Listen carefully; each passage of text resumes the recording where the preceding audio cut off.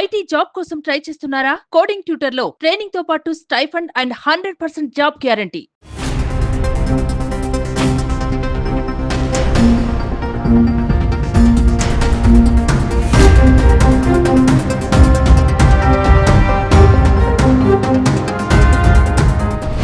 మాదాపూర్లోని N convention hall కూల్చివేతకు సంబంధించిన ప్రక్రియ కొనసాగుతుంది. ప్రస్తుతం ఏదైతే తమ్మిడి చెరువుగా చెప్పబడుతున్నటువంటి ఆ చెరువు ప్రాంతం వద్ద ఉన్నాం. మొత్తం గుర్రపెట్టకతో ఉన్నటువంటి ఈ చెరువు ప్రాంతమే, ఈ యొక్క మొత్తం 29 ఎకరాల విస్తీర్ణంలో ఉన్నటువంటి ఈ చెరువు ప్రాంతమే క్రమంగా కబ్జాలకు గురై ప్రస్తుతం 10 ఎకరాల నిర్మాణంలోనే ఉందంటగా చెప్తున్నారు. ఆ 10 ఎకరాల్లో కూడా 3.5 ఎకరాల పాటు ఈ యొక్క ఎన్ కన్వెన్షన్ హాల్ ఏదైతే ఉందో ఇది కబ్జాకు గురి చేసి ఈ ఎన్ కన్వెన్షన్ హాల్ని నిర్మించారనేటువంటి ఒక ప్రధాన ఆరోపణతోనే హైడ్రా అధికారులు ఈ రోజు ఉదయం నుంచి కూడా కూల్చివేతల ప్రక్రియను కొనసాగిస్తున్నారు. శరవేగంగా కొనసాగుతున్నటువంటి కూల్చివేత ప్రక్రియలలో పూర్తిగా నేలమట్టం అయిపోయింది ఎన్ కన్వెన్షన్ హాల్.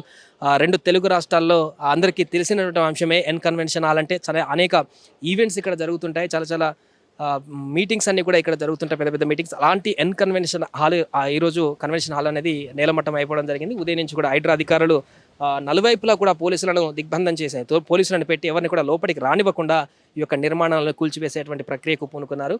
సో భారీ ఎత్తున జేసీబీలు, హైడ్రో మిషన్స్ని కూడా తీసుకువచ్చి ఈ కూల్చివేతలు చేస్తున్నారు. సో మనం ఇంకొక వైపు చూడొచ్చు, ఇదంతా తమ్మిడి చెరువు అనమాట.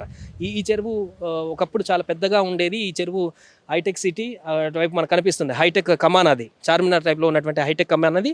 అదేవిధంగా అటువైపు హైటెక్ సిటీకి సంబంధించిన నిర్మాణాలు.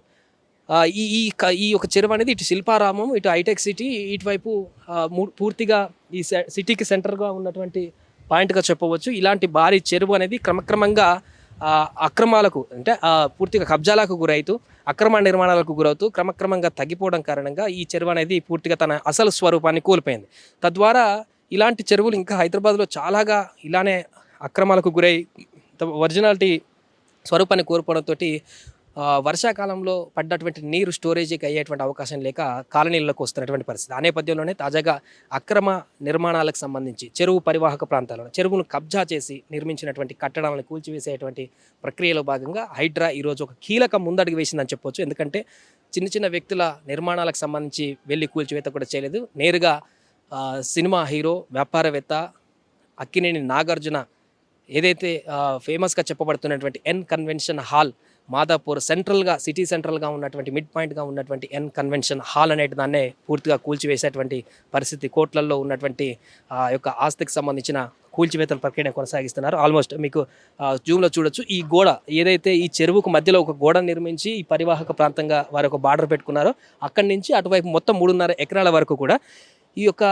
అక్రమ నిర్మాణం జరిగిందనేది ప్రధానమైనటువంటి ఆరోపణ. సో ఇప్పుడు ఆ అక్రమ నిర్మాణాన్ని ఎన్ కన్వెన్షన్ హాల్ని కూల్చివేసి ఈ ఏదైతే చెరువుల మధ్యలో వీళ్ళు గోడ అయితే కట్టారో ఈ గోడ అంతా కూడా ఈ కరెక్ట్గా ఇదంతా చెరువే, అక్కడి వరకు కూడా అంత ముందుకు చెరువే, దాని మధ్యలో ఒక గోడ నిర్మించి అటువైపు వీరు మట్టి వేసి ఆ నిర్మాణాన్ని చేపట్టారు. సో పూర్తిగా ఇప్పుడు ఆ గోడను కూడా చెరువుకు మధ్యలో నిర్మించినటువంటి ఏదైతే గోడ ఉందో ఆ పునాదిని కూడా తొలగిస్తున్నారు ఇక్కడ జేసీబీ తోటి.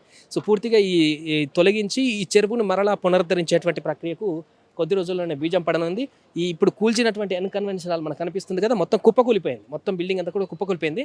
బట్ కూలినటువంటి ఆ వ్యర్థాలన్నింటినీ కూడా తీయడానికి కొంత సమయం పడేటువంటి అవకాశం ఉంటుంది. ఎందుకంటే చాలా ఇనుము, అదేవిధంగా చాలా రకాల స్టీల్కి సంబంధించిన ఐటమ్స్ ఉన్నాయి కాబట్టి వాటన్నిటినీ కూడా డిమాలిష్ చేసిన తర్వాత ఒక దగ్గరికి చేర్చి వాటిని ఇక్కడి నుంచి తరలించాలి. కాబట్టి ఆ ప్రక్రియ ఒక 2-3 రోజులు టైం పట్టేటువంటి అవకాశం కనిపిస్తుంది. బట్ కూల్చివేతకు సంబంధించి అయితే ప్రక్రియ ముగిసిపోయింది.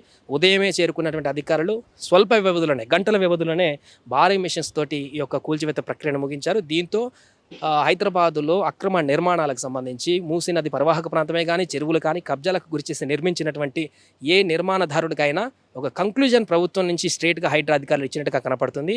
ఇక ఎవరిని ఉపేక్షించాం, ఎవరు పెద్ద వ్యక్తులు ఉన్నా కూడా నిర్మాణాలను కూల్చివేస్తామనేటువంటి ఒక స్టేట్మెంట్ అయితే దీని ద్వారా ఇచ్చినట్టు మనకు స్పష్టమవుతుంది. సుమన్ టీవీలో మీ పర్సనల్ అండ్ బిజినెస్ ప్రమోషన్స్ కోసం కింది నెంబర్కి కాంటాక్ట్ చేయండి.